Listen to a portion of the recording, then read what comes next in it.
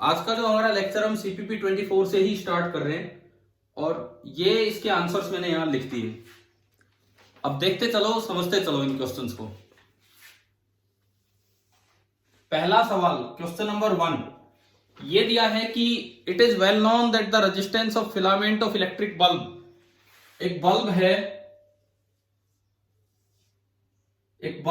220 volt 100 volt का, एक bulb है 220 वोल्ट 100 वोल्ट का। ये कहता है कि हमें पता है कि भाई मेटल्स का या इनका फिलामेंट का रेजिस्टेंस टेम्परेचर के साथ चेंज होता है।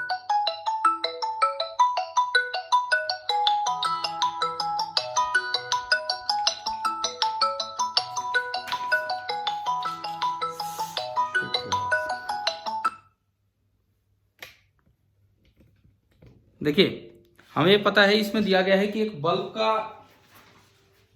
टेम्परेचर के साथ रेजिस्टेंस चेंज होता है।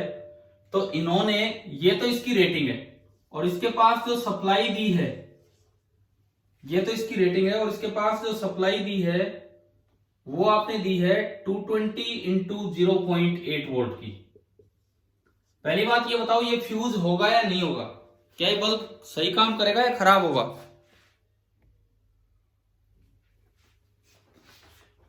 बोलो, अभी जवाब दो। ये इसकी रेटिंग है, ये हमने अप्लाई किया है, क्या ये बल्ब फ्यूज होगा या सही काम करेगा? सही काम करेगा, क्योंकि काम अप्लाई किया है यहाँ पे। तो इन्होंने पूछा है कि अगर इतने पे कनेक्ट किए तो एक्चुअल पावर कंज्यूम क्या होगी, ये बताना है।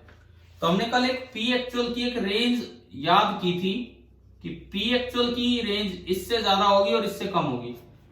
किससे ज्यादा होगी? वो वैल्यू आई थी V अपॉन VS का होल स्क्वायर इंटू W, और किससे कम होगी?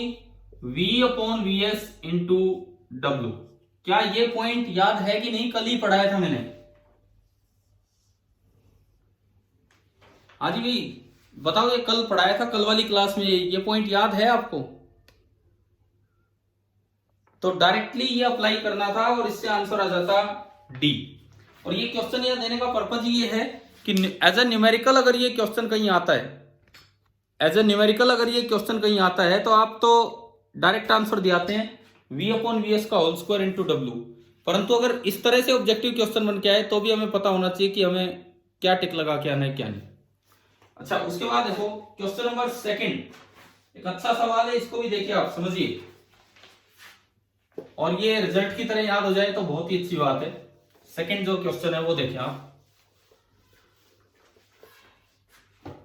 देखिए, इसमें लिखता है कि हम आज वाली क्लास में हीटिंग इफेक्ट ही पूरा कर रहे हैं, माइक्रोस्कोपिक पार्ट नहीं, हीटिंग इफेक्ट ही पूरा कर रहे हैं। इस डिस्कशन के साथ भी कुछ और चीजें भी मैं इसमें ले रहा हूं। Question number 2, 2 heaters design for the same voltage V have different power ratings. ये कहता है 2 हीटर हैं, दोनों V वोल्ट के लिए बने हैं। हीटर क्या, मैं बल्ब की तरह ही दिखा रहा हूं, लेकिन पावर रेटिंग अलग अलग है। तो जैसे ये मान लो V और W1 और ये हमने माना V और W2, इस तरह से है। When connected individually across a source of voltage V, एक बार इसको लगाया V वोल्ट पे और एक बार इसको लगाया V वोल्ट पे इंडिविजुअली, तो इन्होंने H amount of heat produce कर दी इन टाइम T1 एंड उसने H amount of heat produce की इन टाइम T2। पहले तो ये बताओ, ये जो पहला हीटर है, अगर ये इसकी रेटिंग है और मैं V वोल्ट पे इसे ऑपरेट करूं तो ये कितनी पावर कंज्यूम करेगा? बोलते रहना अब आप फटाफट। ये रेटिंग है, V वोल्ट अप्लाई की तो कितनी पावर कंज्यूम करेगा? W1 तो कितनी हीट जनरेट करेगा? Power into time. इसने T1 टाइम लिया तो और सेम हीट H जनरेट की, तो यहां से इक्वेशन बनी H बराबर W1 into T1, equation number 1। शायद समझ में आ गया होगा ये क्या है। ऐसे ही यहां इक्वेशन बनेगी H सेम हीट जनरेट की लेकिन अलग टाइम में, W2 इंटू T2। अब देखो, मान लो इस फिलामेंट का रेजिस्टेंस है R1। मुझे रेजिस्टेंस में बात करनी पड़ेगी क्योंकि सारे ऑप्शंस में सीरीज और पैरेलल कनेक्शन है। एक का रेजिस्टेंस है R1 और एक का रेजिस्टेंस है R2। तो H आपका W1 T1, ये W2 T2। अब मैं अगर W की बात करूं, इसके पास वोल्टेज आ रही है V, रेजिस्टेंस है R1, इसके पास वोल्टेज आ रही है V, रेजिस्टेंस है R2, तो जो पावर कंज्यूम है वो तो W है, तो मैं W1 को लिख सकता हूं V square by R1, and यहां W2 को लिख सकते हैं V square by R2, V square by R1 and V square by R2। तो मेरे पास ये H आ गया W1 की जगह V square by R1 into T1, equation number 1, and यहां पे W2 की जगह V square by R2 into T2, equation number 2। एक इक्वेशन नंबर 1 है और एक आपकी है इक्वेशन नंबर 2, ये दोनों का H आया यहाँ पे। अच्छा, इसके बाद देखो, इन्होंने कहा कि अगर इनको सीरीज में कनेक्ट करें तो उतनी हीट जनरेट करने के लिए कितना टाइम लेंगे, और पैरेलल में कनेक्ट करें तो कितना टाइम लेंगे। अब हमें उस चीज पे जाना है, और ये जो आंसर है रिजल्ट की तरह हम याद कर लें तो बेटर रहेगा। देखिए, अगर आप इन्हें सीरीज में कनेक्ट करते हैं तो मैं अब रेजिस्टेंस की तरह दिखाऊं, पहला बल्ब, पहला हीटर R1, अगला हीटर R2, आपने लगा दी V वोल्ट, वही V वोल्ट, और एक बार मैंने पैरेलल की तरह कनेक्ट किया R1 R2, एंड आपने सेम V वोल्ट यहां अप्लाई किया, सेम V वोल्ट यहां अप्लाई किया। अब यहां जो टाइम लिया H हीट जनरेट करने में वो होगा पावर इनटू टाइम, वो पावर ही हमें निकालनी है कि भाई पावर क्या होगी। तो किसी बच्चे ने अगर ट्राई किया हो तो यहां जो टाइम निकल के आएगा, देखो यहां जो पावर कंज्यूम की होगी इसने P सीरीज, वो आपको लिखनी आनी चाहिए कि भाई क्या होगी। अगर आपको पावर इन सीरीज लिखना आ गया है तो जो हीट जनरेट होगी that will be power into time, इसको मैंने बोल दिया T इन सीरीज। और ऐसे जब इधर लिखोगे तो पावर कंज्यूम्ड इन पैरेलल लिखनी आनी चाहिए, कितनी होगी, पावर कंज्यूम्ड इन पैरेलल लिखनी आनी चाहिए, और फिर जो हीट जनरेट होगी that will be power consumed in parallel into time. H सारे सेम है, चाहे इक्वेशन नंबर 1 लगाओ, चाहे इक्वेशन नंबर 2 लगाओ, और चाहे इक्वेशन नंबर 3 और 4, और इनसे कंपेयर करके टाइम लेके आना है। चलिए मैं आपको बताता हूं, यहां R इक्विवेलेंट कितना है, बोलते चलो यहां R इक्विवेलेंट कितना है इस वाले केस में, R1 प्लस R2, और यहां R इक्विवेलेंट कितना है, R1 R2 upon R1 plus R2। तो यहां जो पावर कंज्यूम होगी सीरीज वाले में V स्क्वायर बाई R, भाई V पूरा पूरा आ रहा है, तो V square upon R1 plus R2, ये पावर आई। तो टाइम टेकन होगा पावर इनटू टाइम, ना सॉरी हीट जनरेटेड होगी पावर इनटू टाइम। तो यहां जो हीट जनरेट हुई, हीट सेम जनरेट की, और इस बार जो टाइम लिया that is T series. Same equation अगर आप यहां बनाओगे इधर, तो हीट जनरेटेड H है, और इस बार टाइम इतनी हीट जनरेट करने के लिए T पैरेलल लगा TP, तो पावर कितनी है बताओ, V square by equivalent resistance क्या है इस बार, R1 R2 upon R1 plus R2 और इंटू T पैरेलल। तो मैंने चारों हीट दो बार अलग अलग, एक बार सीरीज एक बार पैरेलल, चारों हीट लिख ली। अब इनसे हमें TS और TP निकालना है in terms of T1 and T2। मैं अगर इक्वेशन दोबारा लिखूं तो आपकी इक्वेशन बनी है H बराबर, फर्स्ट इक्वेशन जब खाली पहला रेजिस्टेंस था तो V square by R1 into T1 पहले हीटर के लिए, दूसरे हीटर के लिए V square by R2 into T2, series combination के लिए V square upon R1 plus R2 into T series, and parallel combination के लिए V square upon R1 R2 divided by R1 plus R2 into T parallel. T time है यहां पे, मुझे इस equation से TS और TP निकालना है in terms of T1 and T2। आप सब में से V काट दो, V स्क्वायर, तो देखिए equation I T1 by R1 is equal to T2 by R2 is equal to T series upon R1 plus R2 is equal to T parallel upon R1 R2 और ऊपर R1 plus R2, T parallel upon this.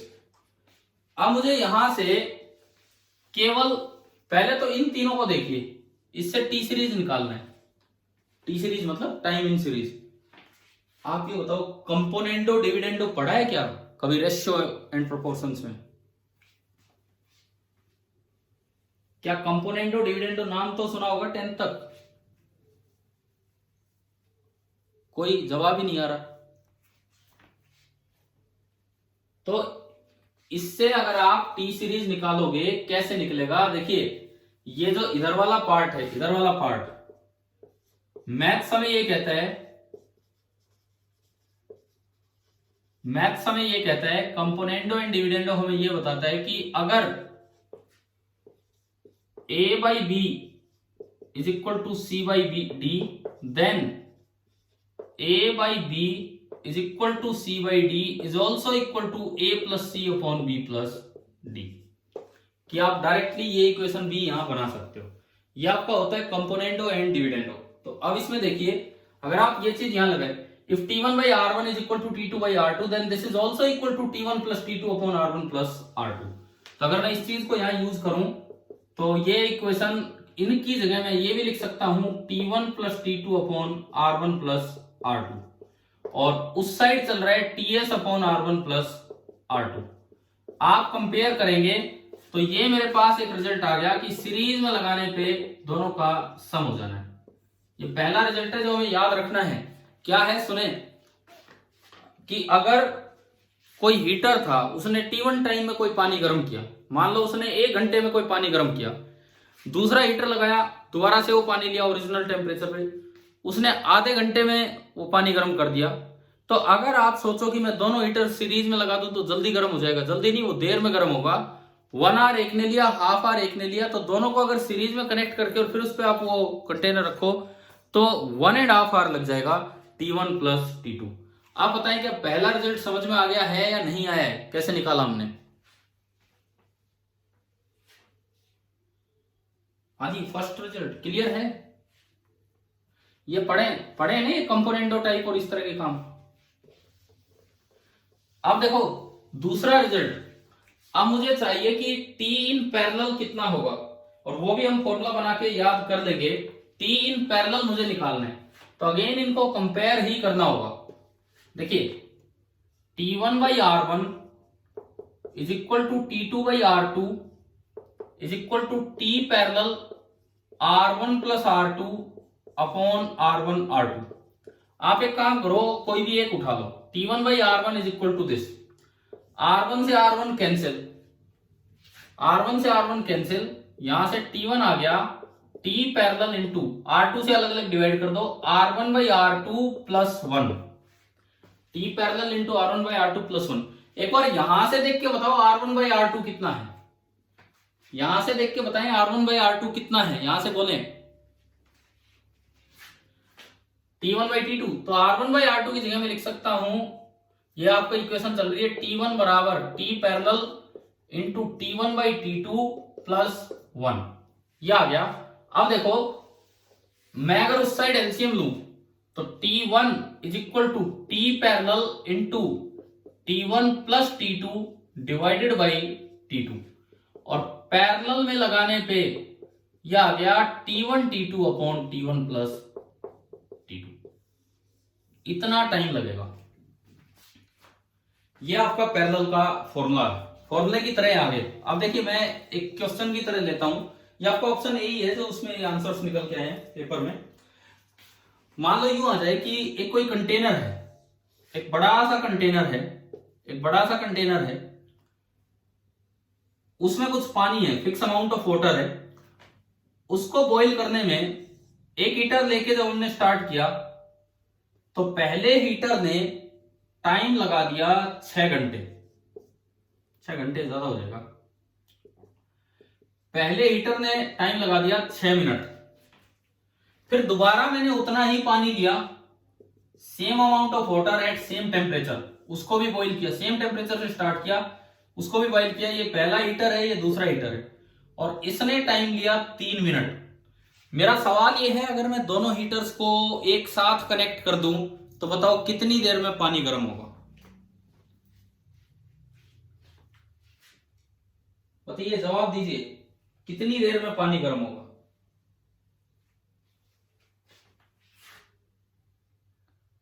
देखो या तो question में दिया हो कि series है कि पैरेलल है, अगर सीरीज होगा तो 9 मिनट और पैरेलल होगा तो 2 मिनट।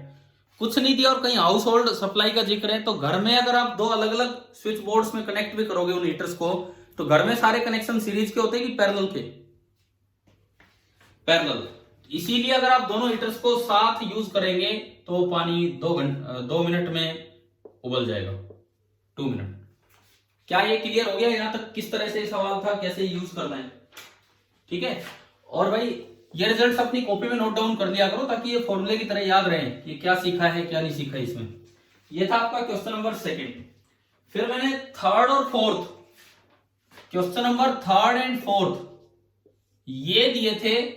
कल एक थ्योरम पढ़ाई थी, उसकी सिंपल फॉर्म आपको समझाने के लिए, मैक्सिमम पावर ट्रांसफर थ्योरम।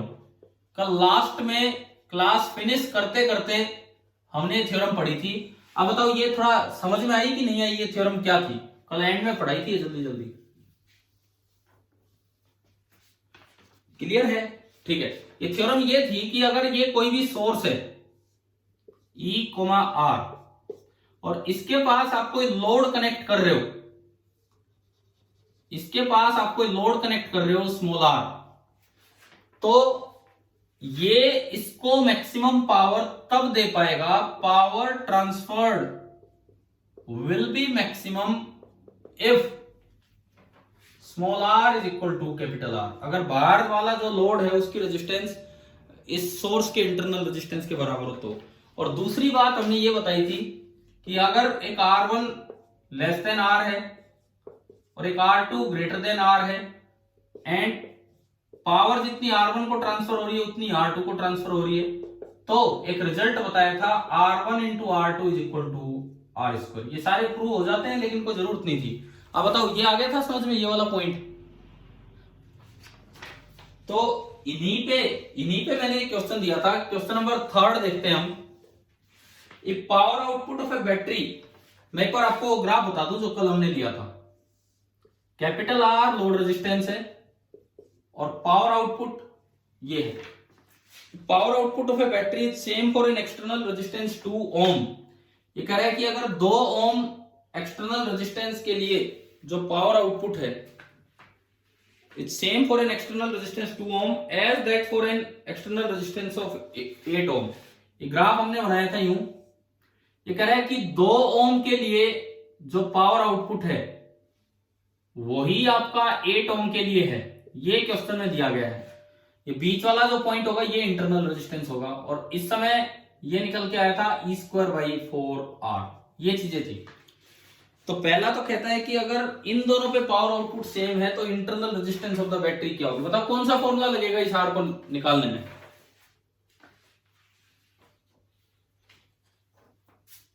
हाँ जी बोलिए, कौन सा फॉर्मूले से निकालें स्मॉल r अगर इन दोनों पे पावर आउटपुट सेम है तो?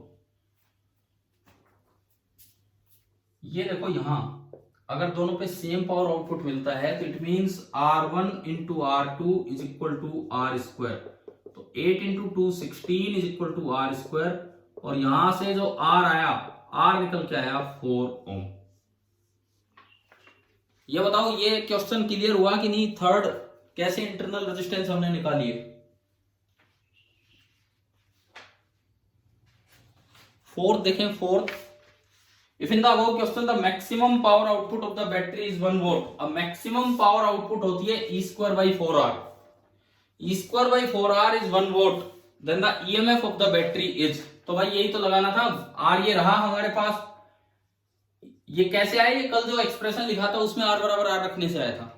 तो E²/4R is equal to 1, it means E² is equal to 4R और R खुद 4 है तो E² is equal to 16 and हमारा जो EMF भी निकल के आया बैटरी का वो निकल के आ गया 4 वोल्ट। क्या ये क्लियर हो रहा है कि नहीं? बताओ ये दोनों क्वेश्चंस आ गए समझ में, थर्ड एंड फोर्थ?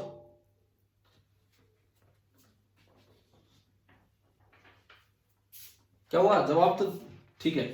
अब फिफ्थ क्वेश्चन मैंने यहां पे इसलिए दिया था, एक नई टर्म मैं आपको बताना चाह रहा था। एफिशिएंसी ऑफ ए सेल का क्या मतलब है ये समझो आप। क्वेश्चन नंबर 5 देखिए, एफिशिएंसी ऑफ ए सेल का क्या मतलब है वो आप समझिए।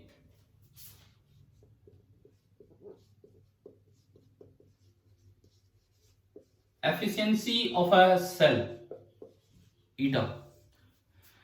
देखिए ये कोई एक सेल है E, R, आपने बाहर एक कोई लोड रेजिस्टेंस लगाया कैपिटल R, और ये वेरिएबल है कुछ भी, तो किसी भी समय इसमें करंट I फ्लो करेगा, और वो जो I होगा उसका फॉर्मूला हमें पता है E/R प्लस R। तो जो बाहर जो पावर मिली है power transferred, that is equal to I square into R,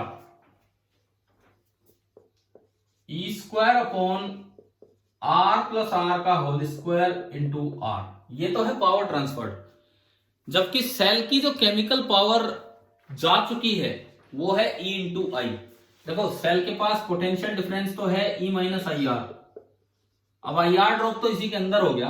cell की जो केमिकल पावर यूज हुई है इस हाई करंट को देने में, जो सेल की केमिकल पावर यूज हो रही है दैट इज E इंटू आई, और आई की अगर मैं वैल्यू पुट करूं तो this is E/R plus R। तो सेल तो अपनी केमिकल पावर इतनी यूज कर रहे हैं, लेकिन बाहर ट्रांसफर केवल इतनी ही हो पा रही है। तो एफिशिएंसी का मतलब है आउटपुट अपॉन इनपुट, मतलब सेल तो अपनी तरफ से ये दे रहा है परंतु कुछ पार्ट सेल के अंदर ही नष्ट हो रहा है, बाहर तो इतना ही मिल पा रहा है।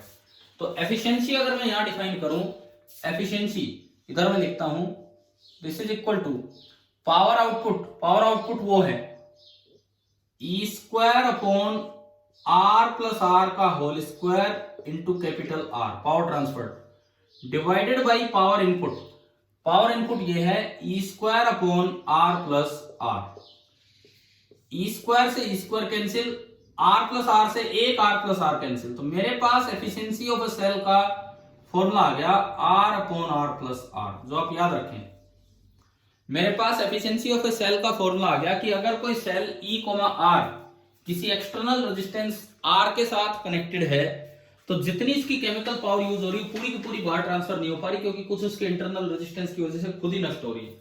तो जो एफिशिएंसी होगी सेल की, जो एफिशिएंसी होगी उसका फॉर्मूला है कैपिटल R/R प्लस R। क्या यहां तक समझ में आया ये? तो अब बताओ इस सवाल को कैसे करें कि when a cell transfers maximum power to a load, तो एफिशिएंसी ऑफ द सेल क्या होगी? देखिए मैक्सिमम पावर कब ट्रांसफर होती है? P transferred is maximum if capital R is equal to small r। तो इस समय अगर आप एफिशिएंसी निकालें तो कैपिटल R की जगह स्मॉल r रख दीजिए, small r upon R plus R, तो यह आ गई R/2R, यह आपकी आई 1/2, और अगर परसेंटेज में चाहिए तो इंटू 100 करके एफिशिएंसी आ जाती है 50%। यानी कि जिस वक्त सेल मैक्सिमम पावर बाहर ट्रांसफर कर पा रहा है उस वक्त भी सेल की एफिशिएंसी तो 50% ही है, 100% नहीं है। मतलब आधी जितनी वो एनर्जी बाहर दे पा रहा है उसकी आधी एनर्जी तो उतनी एनर्जी मतलब उसके अंदर भी नष्ट हो रही है, जितनी वो टोटल एनर्जी सप्लाई कर रहा है उसकी केवल आधी ही बाहर जा पा रही है। तो आप ये बताओ ये जो क्वेश्चन नंबर 5 था, क्या इसके साथ ये टॉपिक समझ में आ गया कि नहीं? एफिशिएंसी ऑफ ए सेल का क्या मतलब है? क्लियर है ना? और ये फॉर्मूला याद रखना, ये फॉर्मूला निकल गया और इससे हमने डायरेक्टली ये यहां पे एफिशिएंसी निकाल दी। अब एक और चीज सुनो, एक आइडियल सेल की एफिशिएंसी कितनी होगी वो बताओ यहां से, इस फॉर्मूले से। एक आइडियल सेल की एफिशिएंसी,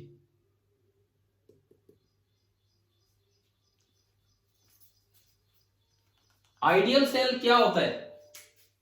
जिसकी इंटरनल रेजिस्टेंस कितनी हो। एक आइडियल सेल क्या होता है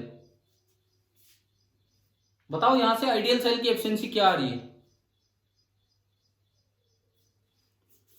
भाई? आइडियल सेल के लिए स्मॉल r 0 रखोगे, capital R by capital R कितना आया 1, यानी कि आइडियल सेल की जो एफिशिएंसी होती है वो 100% होती है, परंतु आइडियल सेल होते नहीं है इसलिए हम रियल सेल यूज करते हैं। और रियल सेल की एफिशिएंसी तो जब वो मैक्सिमम पावर ट्रांसफर कर रहा होता है उस वक्त भी 50% ही है, 100% तो है ही नहीं, मतलब वो आधी ही एनर्जी बाहर दे पा रहा है।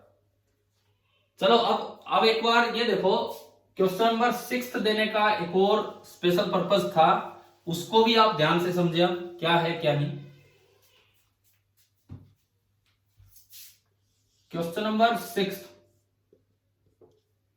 ये देने का एक और खास पर्पस क्या है, सुने भाई। पहले तो ये सुनो, आज मेरे बाद शायद आपकी बायो की क्लासेज हो रहे हैं, तो आप एटलीस्ट बायो की क्लास के बाद आज का टारगेट रखें कि मुझे केवल हीटिंग इफेक्ट कंप्लीट करना है, केवल हीटिंग इफेक्ट। उसके लिए जो मैंने कल और आज में पढ़ाया या एक दो दिन पहले वो 10th की वीडियो लेक्चर प्लस सीपीपी के 6 सवाल प्लस जो एडिशनल होमवर्क है। अब जैसे कुछ बच्चे कह रहे हैं कि हम एचसीवी कर रहे थे, हो सकता है आप 32 चैप्टर कर रहे हो, मैंने 33 के थर्मल इफेक्ट से रिलेटेड, हीटिंग इफेक्ट से रिलेटेड छाट के यहाँ दिए हैं। तो आप एटलीस्ट इस सीपीपी में जो दिए गए हैं जरूर आज शाम तक ट्राई करके रखें। हो सकेगा तो हम शाम को एक डिस्कशन क्लास लगाएंगे जिसमें इन एचसीवी की प्रॉब्लम्स को डिस्कस करेंगे। अच्छा, क्लास लेना कोई जरूरी नहीं, मैं एक बात बताता हूं आपको। 2 मिनट माइक ऑन करें, 2 मिनट, अगर आप सुन रहे हैं मेरी बात तो सुनो। डाउट्स यार, आप डाउट्स ही नहीं भेजते हो। 12th क्लास डाउट्स ही नहीं भेज रही है मेरे पास। कल मैं बताता हूं, शाम को 4 बजे से 7 बजे तक पूरे 3 घंटे मैंने केवल व्हाट्सएप पे डाउट्स लिए। लेकिन कौन सी क्लास के? 10th क्लास के। 10th क्लास के बच्चे वो मैग्नेटिज्म से रिलेटेड डाउट्स अपने भेज रहे हैं या ग्रेविटेशन से, जो भी उनका टेस्ट का सिलेबस है। 4 बजे मैं लेने लगा था, 7 बजे तक कंटिन्यूअस व्हाट्सएप पे मैं रिप्लाई दे रहा था, ना कि कोई क्लास लेके इस तरह से। तो भाई आप जो आज का काम है, आप शाम को मेरे पास व्हाट्सएप करेंगे अपने डाउट्स और मैं आपको रिप्लाई दूंगा फिर। लेकिन आप कीजिए, एटलीस्ट आज ये थर्मल इफेक्ट पूरा करना है, ठीक है? समझ में आ गई कि नहीं बात? ये होना चाहिए आज सभी की तरफ से, एटलीस्ट एक डाउट तो आना ही चाहिए। आप झूठे लिख के भेज दो, ना भी किए हो तो भी भेजना, लेकिन यूं लगना चाहिए कि अभी आपने किए हैं अटेम्प्ट। क्वेश्चन नंबर 6 देखिए, ये एक बड़ा स्पेशल क्वेश्चन है एक चीज समझाने के लिए कि जनरल फॉर्म ऑफ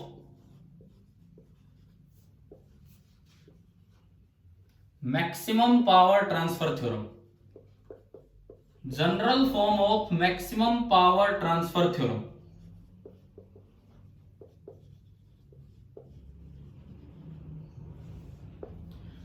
आपने मैक्सिमम पावर ट्रांसफर थ्योरम इतनी पढ़ी कि ये कोई लोड है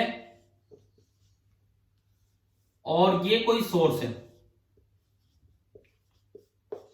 इसको पावर मैक्सिमम कब मिलेगी?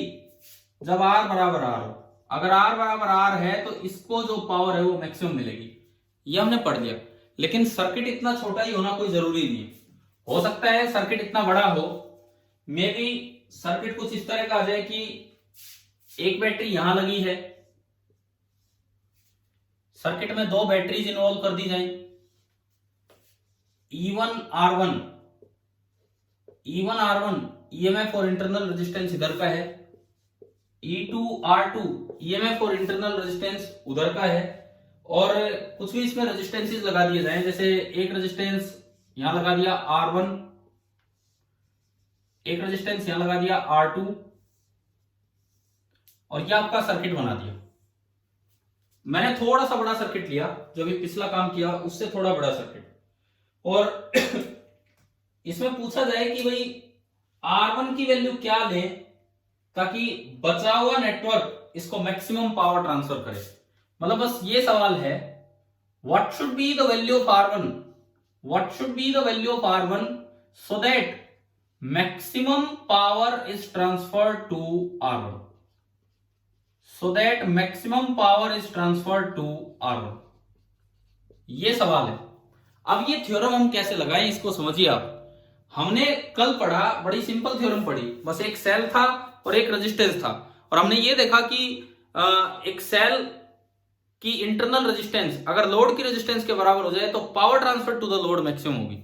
आज तो कंफ्यूजन है, 2 सेल है, कोई और भी रजिस्टर है, तो ऐसे में क्या करना है आपको, पहले ना एक इक्विवेलेंट सर्किट बना लेना है।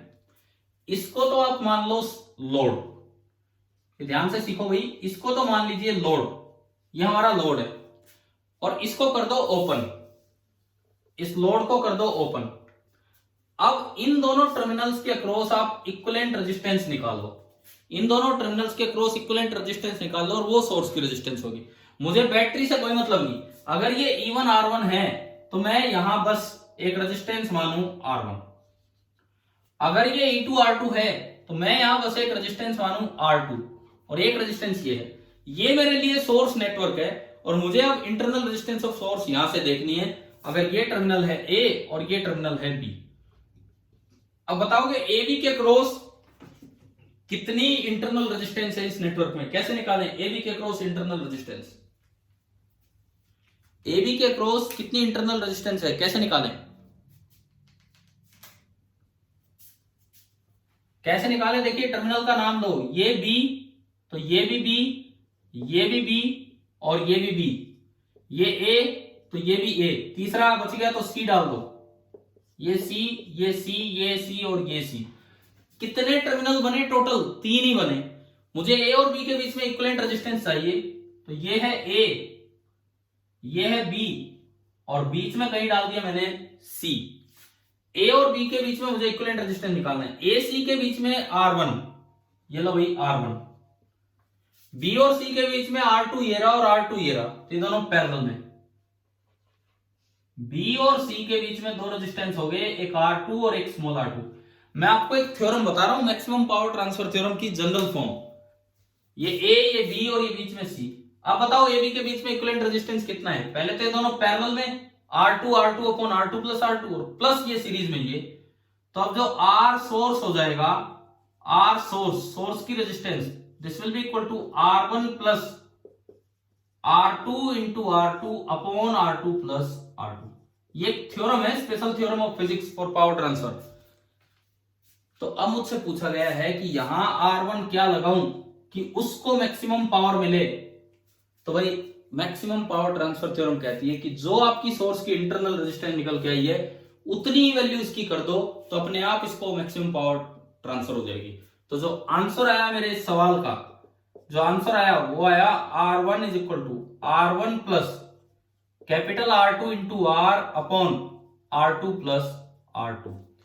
एक बार जवाब दो, क्या ये समझ में आ गया है कि नहीं?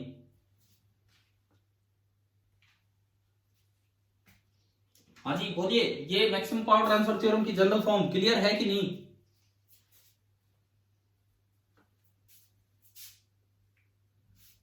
दोबारा तो मैं एक क्वेश्चन में ही बताऊंगा, जो आपका सवाल जो सीपीपी का है उसी के साथ। आपको ये सवाल दिया गया है कि ये एक बैटरी है 10 वोल्ट 2 ओम की, यहां एक रेजिस्टेंस लगा है R, नीचे एक और रेजिस्टेंस है 5 ओम, और इधर एक और बैटरी लगा रखी है 24 वोल्ट 10 ओम। इस तरीके से आपको बताना है, क्वेश्चन में पूछा है what should be the value of R in ohm, R की वैल्यू क्या हो ओम में, such that maximum power is transfer to R from the rest network, बचे हुए नेटवर्क की वजह से इसको मैक्सिमम पावर ट्रांसफर हो। अगर एक सिंगल सेल सिंगल लोड का क्वेश्चन होता तो मैं R बराबर स्मॉल r कर देता सीधा। अब मैक्सिमम पावर ट्रांसफर थ्योरम क्या कहती है कि अगर आप इसको पावर ट्रांसफर्ड मैक्सिमम करना चाहते हो, अगर आप इसको पावर ट्रांसफर मैक्सिमम करना चाहते हो तो उसके लिए कैपिटल R, ये जो लोड है, लोड जिसको हम देख रहे हैं, उसको बराबर कर दो स्मॉल r ऑफ सोर्स, जो भी बच गया उसकी इंटरनल रेजिस्टेंस। अब बचिए सारा ही गया, बचिए सारा ही गया, तो इसकी इंटरनल रेजिस्टेंस उस लोड के लिए क्या होगी, ये थ्योरम हमें सिखाती है कि कैसे देखना होता है। सुने, थोड़ी देर के लिए आप लोड को हटाओ, एक बार पहले सोर्स की इंटरनल रेजिस्टेंस अलग लगा लो, कैलकुलेट कर लो। ये लोड है, ये हम हटाते हैं, यहां से हमने लोड हटाया। एक बार मुझे ये देखना है कि इन दो टर्मिनल्स के क्रॉस जो बचा हुआ सोर्स है उसकी इंटरनल रेजिस्टेंस क्या है। तो मैक्सिमम पावर ट्रांसफर थ्योरम हमें कहती है कि आप बैटरीज अगर है तो उनकी रेजिस्टेंस से ही दिखाओ, क्योंकि हमें ईएमएफ से मतलब नहीं, हम इंटरनल रेजिस्टेंस निकालना चाह रहे हैं। तो 10 वोल्ट 2 ओम, इसको मैंने रिप्लेस कर दिया ओनली 2 ओम से। 24 वोल्ट 10 ओम, इसको मैंने रिप्लेस कर दिया ओनली 10 ओम से। एंड दिस इज 5 ओम। और ये मेरे लिए एक नेटवर्क बन गया जो मुझे सोर्स की इंटरनल रेजिस्टेंस कैलकुलेट करना सिखाएगा।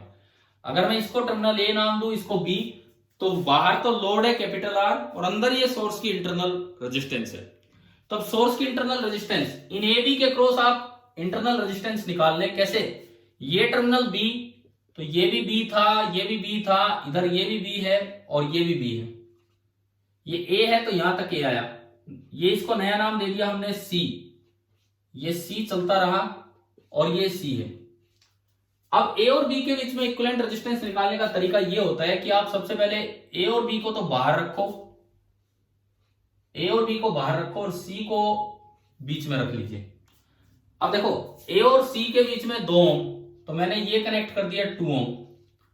बी और सी के बीच में 5 ओम तो ये रहा, और बी और सी के बीच में 10 ओम ये रहा, तो मैंने बी और सी के बीच में 5 और 10 ओम 2 रेजिस्टेंस लगा दिए, एक 5 ओम और एक 10 ओम। अब बताओ ए और बी के बीच का इक्विवेलेंट रेजिस्टेंस कितना है? पहले तो ये दोनों पैरेलल में, 5 और 10 का पैरेलल में होगा 5 इंटू 10/15, 5/3, मतलब ये 3 हो गया, 10/3, 3.33 ओम, ये आया 3.33 ओम। और ये सीरीज में 2 ओम, तो जो आर इक्विवेलेंट यहां आया, internal resistance of source, internal resistance of source across A B, वो आया 2 + 3.33, 5.33 ओम। ये एक थ्योरम है जो हम कोई सर्किट सोल्व नहीं कर रहे, हम एक थ्योरम सीख रहे हैं कि कैसे मैक्सिमम पावर ट्रांसफर सीधी निकाली जाएगी, कि कब होगी। तो मेरे पास आर इंटरनल आ गया 5.33। अब अगर मैं इक्विवेलेंट डायग्राम बनाऊं तो एक ए और बी के क्रॉस एक रेजिस्टेंस था आर, जिसकी वैल्यू मुझे निकालनी थी। तो जो बचा हुआ पूरा नेटवर्क है मैं उसको एक सेल से रिप्लेस कर सकता हूं जिसका ईएमएफ है ई इक्विवेलेंट और जिसकी इंटरनल रेजिस्टेंस है 3.22 एंड 2, 5.33 ओम। अब बताओ इसको मैक्सिमम पावर कब ट्रांसफर होगी? ये जो ए और बी के बीच में आर है, इसको मैक्सिमम पावर कब ट्रांसफर होगी? अब बताएं।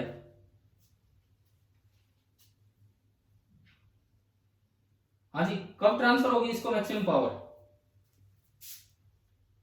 When capital R is equal to small R, यानी कि मैक्सिमम पावर ट्रांसफर करवाने के लिए कैपिटल आर की वैल्यू होगी 5.33 ओम। अब कोई यूं सोचे कि यार ये क्या किया हमने, बैटरी को रेजिस्टेंस से रिप्लेस किया। ये वो थ्योरम है जो हमें ये कहती है कि इस तरह से करोगे तो डायरेक्ट आपका आंसर आएगा। हमने इंटरनल रेजिस्टेंस निकाला और इससे इक्वेट कर दिया। एक बार अभी बताओ, क्या अभी समझ में आ गया है कि मैक्सिमम पावर ट्रांसफर वाला काम? पक्का ना, सभी को आ गया? तो मैं अभी आपको एक क्वेश्चन दे रहा हूं, आप इसमें भी मैं कोई रेजिस्टेंस आपसे मांगूंगा, आप बताएंगे कि कब मैक्सिमम पावर ट्रांसफर होगी। जस्ट ये वेरीफाई करने के लिए कि आप ये चीज सीख चुके हैं। मान लो ये कोई बैटरी है 4 वोल्ट, 1 ओम, 2 ओम, ये इस तरह से दिया है। इसमें एक और लूप, हम 3 लूप में ले रहा हूं टोटल, 2 लूप हो गए, 1 ओम, 2 ओम, 5 ओम, ये भी मान लो 1 ओम है। और यहां मैं कोई लोड लगा रहा हूं आर, और एक और बैटरी दे दी 6 वोल्ट। बस मान लो ये आइडियल बैटरीज है, मैं आइडियल बैटरी लेके चल रहा हूं इस क्वेश्चन में। सवाल वही है, what should be the value of R. मैं लिख देता हूं यहां पे, what should be the value of R. R की वैल्यू क्या ले so that maximum power is transfer to R, ताकि आर को सबसे ज्यादा पावर ट्रांसफर हो। कीजिए भाई, ये सवाल कीजिए।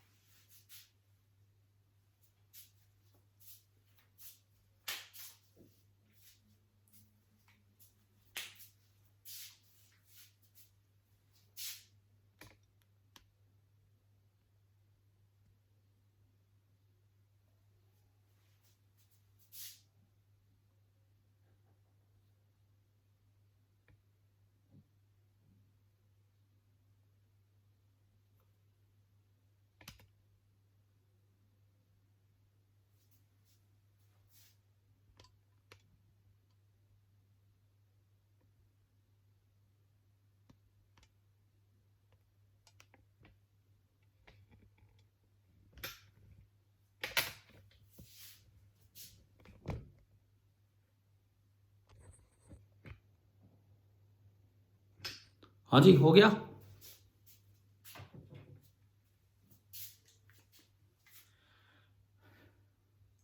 किसी का हो रहा है कि नहीं हो रहा है बताओ।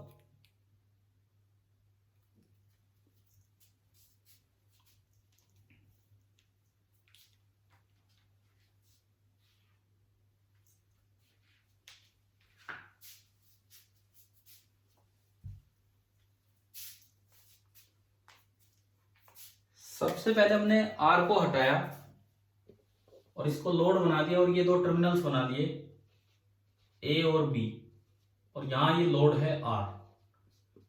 अब मुझे सोर्स की इंटरनल रेजिस्टेंस देखनी है। अगर कोई बैटरी है तो उसको उसके इंटरनल रेजिस्टेंस से रिप्लेस कर दो, और अगर वो आइडियल है तो इंटरनल रेजिस्टेंस होगी 0, तो आप कनेक्टिंग वायर से रिप्लेस कर दो। आइडियल है तो कनेक्टिंग वायर से रिप्लेस कर दो। तो ये 4 वोल्ट की जगह क्या करना है, कितना आ रहा है आंसर बताना ना। 20/17।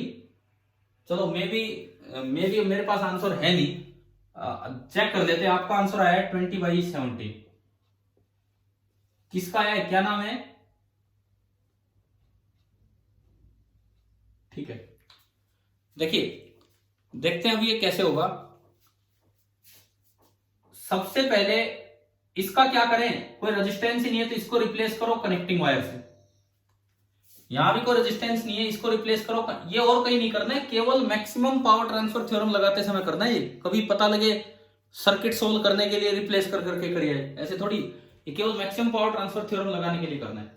उसके बाद अब ये टर्मिनल ए, तो ये भी ए, ये भी ए, ये बी है, तो ये यहां तक बी पहुंच गया। जहां तक भी बी जा रहा है इसको जाने दीजिए, ये यहां तक आ गया बी। अब ये रह गया तो इसको सी नाम दे दो, एंड दिस इज सी। अब मुझे फिर दोबारा से ए और बी के बीच में इंटरनल रेजिस्टेंस ऑफ नेटवर्क निकालना है।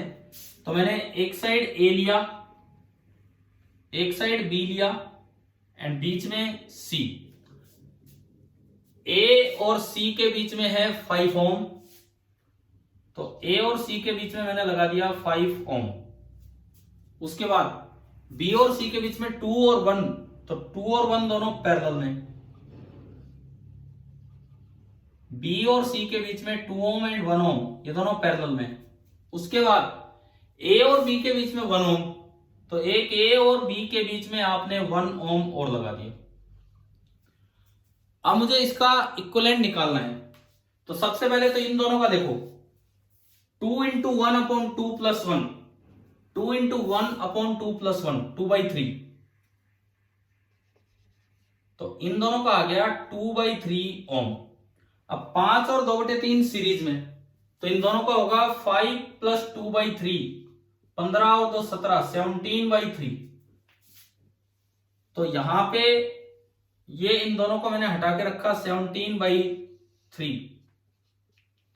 अब 17/3 और 1 पैरेलल में, तो R1 R2 upon R1 plus R2, तो 17/3 इंटू 1 अपॉन 17/3 प्लस 1, तो 17/3 अपॉन 20/3, 3 से 3 गया, यह आया 17/20। अरे आपका उल्टा आंसर कैसे आ रहा था, बाकी तो सही है। आंसर आ रहा है 17/20। इसका मतलब ये हुआ कि अगर मैं इस पूरे सोर्स को एक अकेले सेल से रिप्रेजेंट करूं, एक अकेले सेल से, तो उसका कुछ इक्विवेलेंट होगा और उसका ईएमएफ माना जाएगा, रेजिस्टेंस माना जाएगा 17/20 ओम। तो अब ये लोड आ रहा है, इसको पावर ट्रांसफर मैक्सिमम तब मिलेगी टी, अगर आप मैक्सिमम चाहते हो, power transfer to the load maximum चाहते हो, तो आर आपको लेना होगा 17/20 ओम। क्या ये सभी को समझ में आ गया है या नहीं? और ये ऋचा आपने बस वो लास्ट में गलती कर दी होगी पैरेलल में रेसिप्रोकल लेने में, बाकी आपका भी शायद ठीक ही हुआ होगा। अच्छा, हाँ हाँ वही रह गया, लेकिन कुल मिला के आपको ये थ्योरम तो समझ में आएगी, ये कि मैक्सिमम पावर ट्रांसफर थ्योरम होती क्या है। अब इसके बाद सुनिए आप एक और चीज। कई बार क्या होता है, जैसे हमने रेटिंग पढ़ ली, हम रेटिंग अपनी पढ़ चुके हैं, लेकिन कभी कभार सवालों में अलग तरह से रेटिंग दी जाती है। किस तरह से दे दी जाती है, जैसे यूं दी जाएगी कि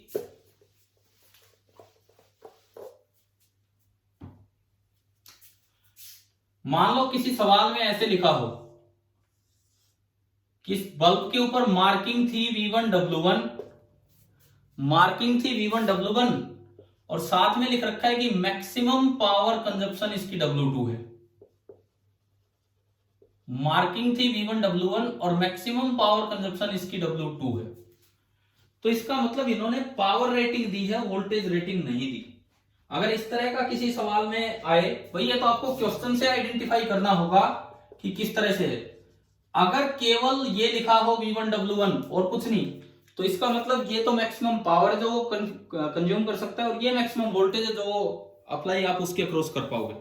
लेकिन अगर ऐसे लिखा हो V1W1 मार्किंग है और फिर मैक्सिमम पावर अलग से W2, तो दरअसल ये तो वोल्टेज होगी।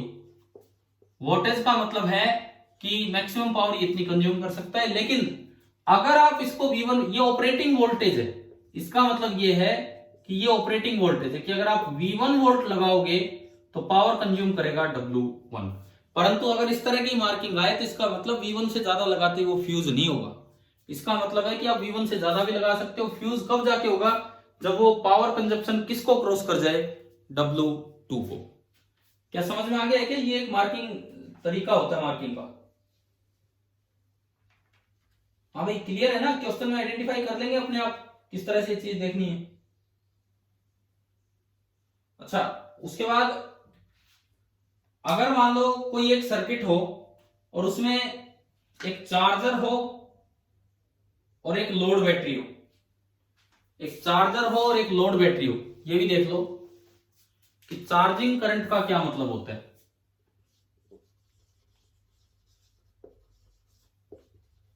चार्जिंग करंट का क्या मतलब होता है। ये कोई एक बैटरी है E1R1, ये सर्किट में एक रेजिस्टेंस है R और ये है E2R2 and E1 is greater than E2। तो करंट ऐसे फ्लो करेगा और ये चार्जिंग करंट होगा जो E2 को चार्ज करके आ रहा होगा। तो इस IC को बोल देंगे चार्जिंग करंट। और ये बैटरी चार्ज हो रही है क्योंकि इसमें करंट पॉजिटिव से नेगेटिव जा रहा है और वो सोर्स का काम कर रही है। और यहां जो चार्जिंग करंट होगा आप डायरेक्ट भी लिख सकते हैं, E1 माइनस E2 आप KVL लगा के भी निकाल सकते हैं, डायरेक्ट भी लिख सकते हैं E1 minus E2 upon R plus R1 plus R2। E1 minus E2 upon R plus R1 plus R2। अब एक बार टाइम हो गया है हमारा ऑलमोस्ट।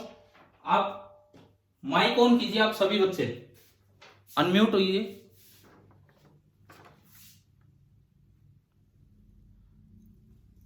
जस्ट हम 2-3 मिनट बस बात कर रहे हैं, आप माइक ऑन कीजिए अपना।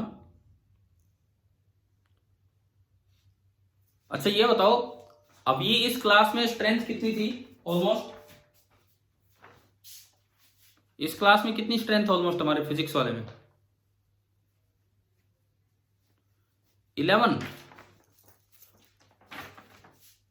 तो भाई ये नीचे जो एडिशनल होमवर्क दिया है, मैं आपने कईयों ने पढ़ा नहीं, पता नहीं क्यों नहीं पढ़ते। अब सुबह तो आज डाल ही दिया था मैंने टाइमली, ये उसमें देखते ही क्यों नहीं हो ग्रुप में।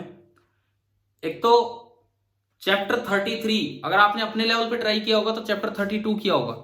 चैप्टर 33 उसका वर्कड आउट एग्जाम्पल 1 से 3, पहले 3 सोल्ड एग्जाम्पल, क्योंकि बाकी जो बच गया वो केमिकल इफेक्ट है, वो हमारे सिलेबस में नहीं है। ऑब्जेक्टिव फर्स्ट के first and second question, objective second का केवल फर्स्ट क्वेश्चन एंड एक्सरसाइज के 1 से 12 क्वेश्चन। क्या शाम तक आप ये ट्राई कर लेंगे? अभी